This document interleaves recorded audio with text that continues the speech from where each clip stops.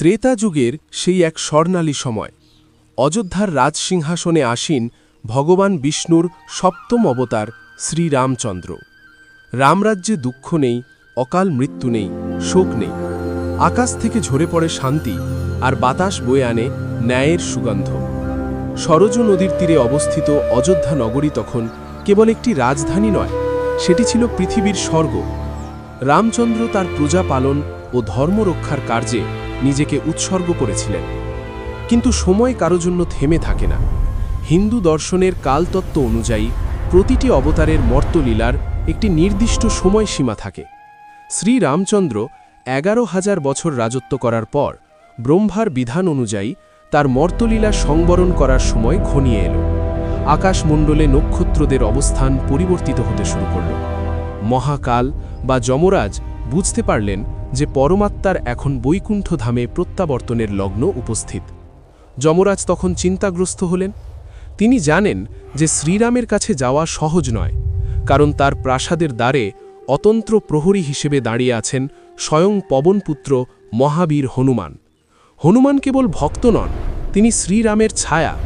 তার অনুমতি ছাড়া বায়ুও প্রাসাদে প্রবেশ করতে পারে না। যমরাজ জানেন, হনুমান যদি বুঝতে পারেন যে মৃত্যু বা কাল স্বয়ং রামকে নিতে এসেছেন, তবে মহাবীর রুদ্রমূর্তি ধারণ করবেন। তার গদার আঘাতে কালের গতি স্তব্ধ হয়ে যেতে পারে। যমরাজ কি করে রামের কাছে তার শেষ বার্তা পৌঁছে দেবেন?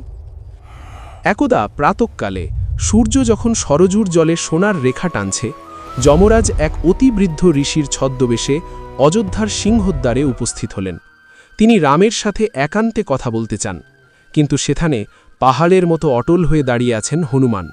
হনুমান তার সুতীক্ষ্ণ দৃষ্টিতে ঋষিকে নিরীক্ষণ করলেন, কিন্তু যমরাজ নিজের মায়া দিয়ে নিজেকে আড়াল করে রেখেছিলেন।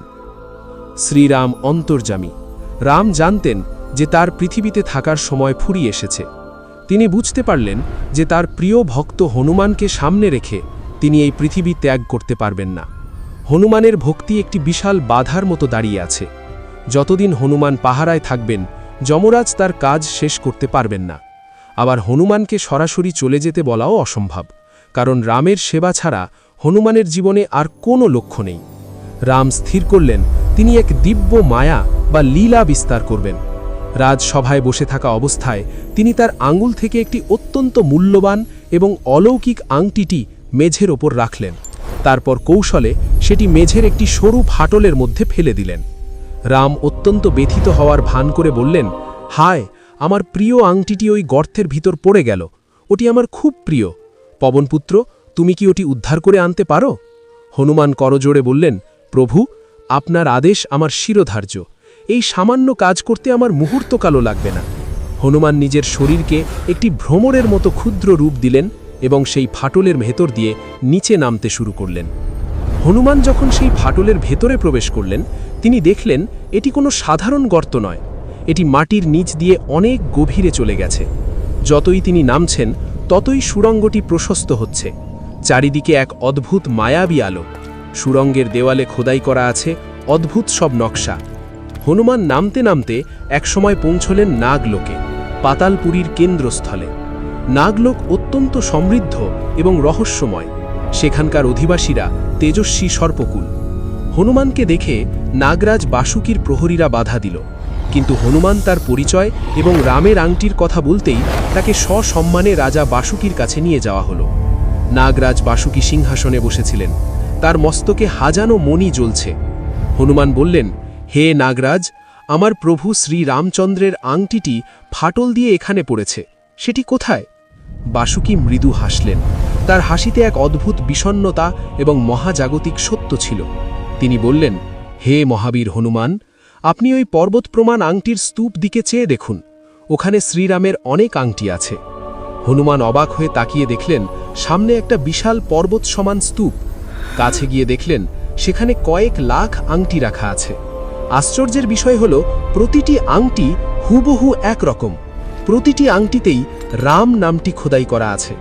হনুমান বিভ্রান্ত হয়ে পড়লেন। তিনি বাসুকীকে বললেন, হে রাজেন্দ্র, এর মধ্যে আমার প্রভুর দেওয়া সেই আসল আংটিটি কোনটি? আমি তো সবকটিকেই এক দেখছি। বাসুকী হনুমানকে কাছে ডেকে বললেন, হে পবনপুত্র, আপনি যে কোনো একটি আংটি তুলে নিন, সবই আপনার প্রভুর আংটি।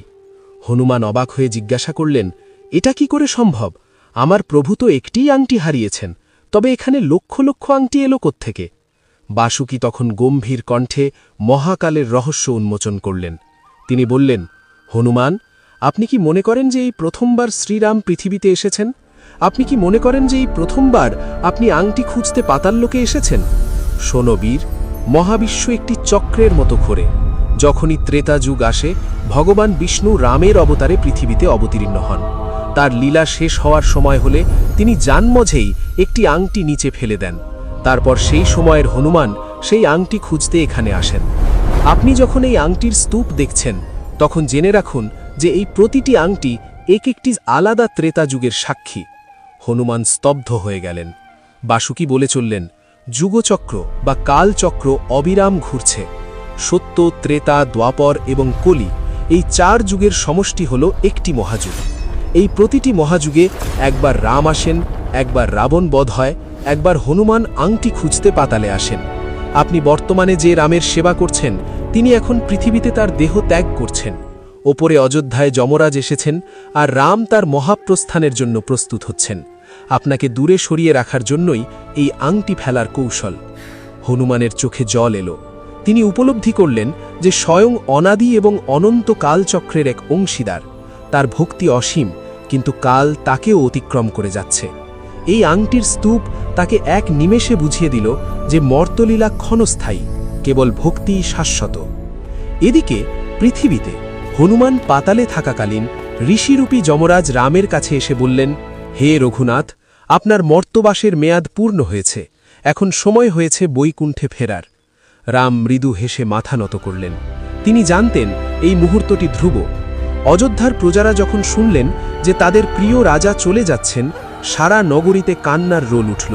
পশু পাখি, এমনকি সরজু নদীর জলও যেন বিষাদে স্থির হয়ে গেল।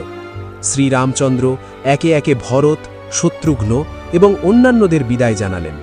লক্ষণ আগেই তার যোগ শক্তির মাধ্যমে সরজুতে বিলীন হয়ে গিয়েছিলেন। শ্রীরামচন্দ্র ধীর পদে সরজু নদীর তীরে উপস্থিত হলেন। সূর্য তখন অস্তমিত হওয়ার পথে। শ্রীরামের অঙ্গের জ্যোতিতে সরজুর জল হিরণময় হয়ে উঠল। তিনি যখন নদীর অতল গভীরে প্রবেশ করলেন, তখন দেবতাগণ আকাশ থেকে পুষ্পবৃষ্টি করতে লাগলেন। তিনি তার মানবীয় দেহ ত্যাগ করে স্বয়ং চতুর্ভুজ বিষ্ণু রূপে বৈকুণ্ঠে আরোহণ করলেন। অযোধ্যার আকাশ বাতাস জয় শ্রীরাম ধ্বনিতে প্রতিধ্বনিত হল। হনুমান যখন পাতাল থেকে একটি আংটি নিয়ে ওপরে উঠে এলেন, তিনি দেখলেন অযোধ্যা শূন্য, রাম আর নেই, তার সিংহাসন খালি। হনুমান বুঝতে পারলেন যে প্রভুর আদেশ কেবল একটি আংটি উদ্ধার করা ছিল না, বরং তাকে একটি পরম সত্যের মুখোমুখি দাঁড় করানো ছিল। হনুমান কাঁদলেন না, তার মনে এক অদ্ভুত প্রশান্তি এলো। তিনি বুঝতে পারলেন যে রাম কখনো কোথাও যান না। রাম আছেন ভক্তের হৃদয়ে, রাম আছেন রামায়ণের প্রতিটি ছন্দে। হনুমান অনুভব করলেন যে রাম যে আংটিটি খেলে দিয়েছিলেন, সেটি আসলে মায়ার প্রতীক ছিল। সেই মায়ার বন্ধন ছিন্ন না করলে পরমাত্মার সাথে মিলন সম্ভব নয়। হনুমান স্থির করলেন যে তিনি চিরঞ্জীবী হয়ে পৃথিবীতে থেকে যাবেন যতদিন পৃথিবীতে রাম নাম উচ্চারিত হবে। তিনি বুঝতে পারলেন যে শরীর আসে আর যায়, কিন্তু রামত্ব বা সত্য চিরকাল থেকে যায়। এই কাহিনীটি আমাদের হিন্দু দর্শনের কালচক্র বা যুগচক্র ধারণাকে প্রতিষ্ঠিত করে।